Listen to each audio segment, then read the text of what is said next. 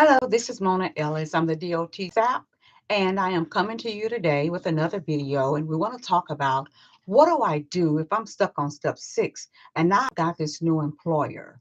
Well, the first thing you'll have to do is you'll have to reach out to your DOT SAP because the SAP has to provide you with, or your new employer with your follow up testing plan schedule, your follow up letter, your initial letter. All right. You'll also have to do a release of information, which we also call the ROI, because your information is confidential, your safety sensitive information, your SAP report, your follow up testing plan, this information is protected by HIPAA.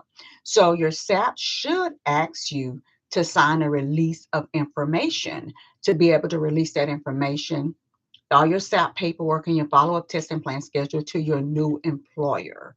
If a SAP does that without your consent, um, if they're not the original designated employer that's a part of your SAP paperwork, then for sure you could run into some confidentiality issues if it's not um, in writing. Okay, so you may want to complete a release of information HIPAA form.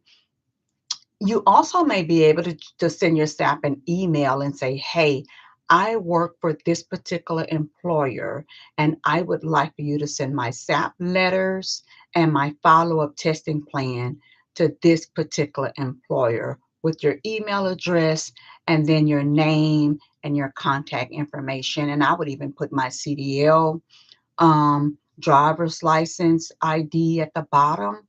And so your SAP can send that information over. Now, mind you, sometimes the SAP may charge a fee, an administrative fee for this service because a lot of times we get an overwhelming amount of requests and it takes a lot of our time.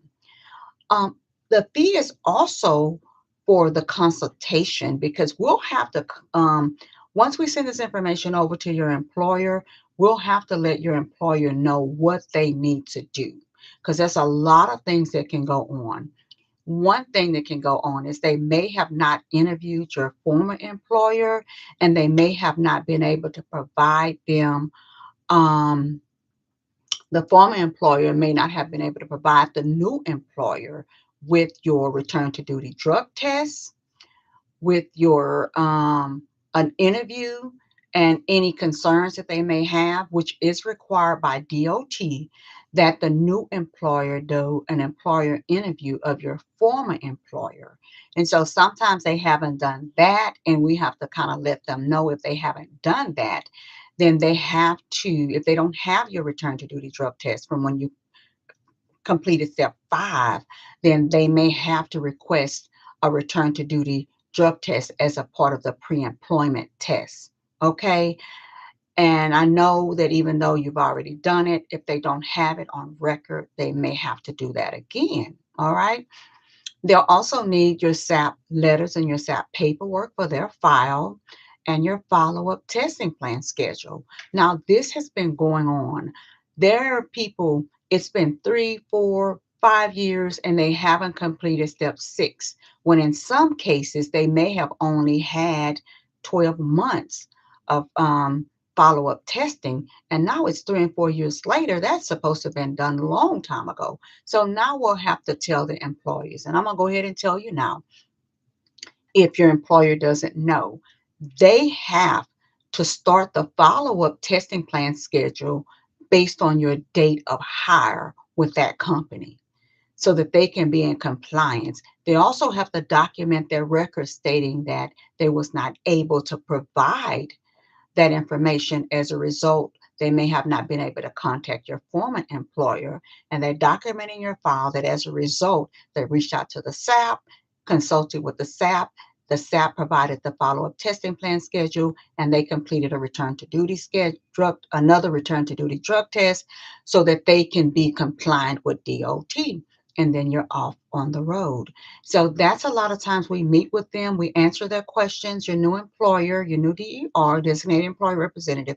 We meet with them and we kind of explain to them what needs to happen, what needs to be a part of their records so that they can be compliant with DOT. So that's basically all that needs to happen, right? For you to complete step six.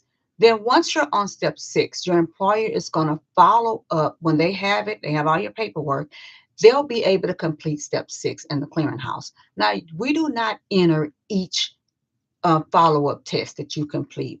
Your employer is responsible for entering your last follow-up test and the date you completed the last test. That's the date that goes into the FMCSA Clearinghouse. All right, that's that date. That last follow-up test is the date that needs to be entered. Once they enter that date, then you are complete with step six in the clearinghouse. And remember, the only person that can enter that date in the system is the employer, or if they've hired a third party administrator consortium, they can send you off for your test and they can enter that last test date in the system. Also, you may have hired a third party administrative consortium because you're just tired of jumping from hoops from this employer to that employer. And they can do your step six in the clearinghouse and they can send you for your follow up test and they can enter the step six on the last date of your last follow up test in the clearinghouse. Just remember, each of those dates will not be entered, only the last date. And they have 3 business days to enter that in the system from the date that you completed your follow up testing plan schedule. All right, guys, if you have anything else that you need to know, any other videos or whatever, just go ahead and put it in the comments. Don't forget to subscribe to my channel if you have not subscribed, because I'll be keeping up and I'll have more information to share with you. The next thing I'm doing and I'm investigating is this marijuana um, drug enforcement agency is going to change it from schedule 1 to schedule 3, and I'm trying to do research and find out how is that going to work for safety sensitive employees that are mandated by the Department of Transportation and compliance for the federal drug and alcohol testing rules. How will that look for you guys? So stay tuned. We'll have more information on that as I continue to research that subject. Thank you guys. Have a wonderful week, and remember, drive safe.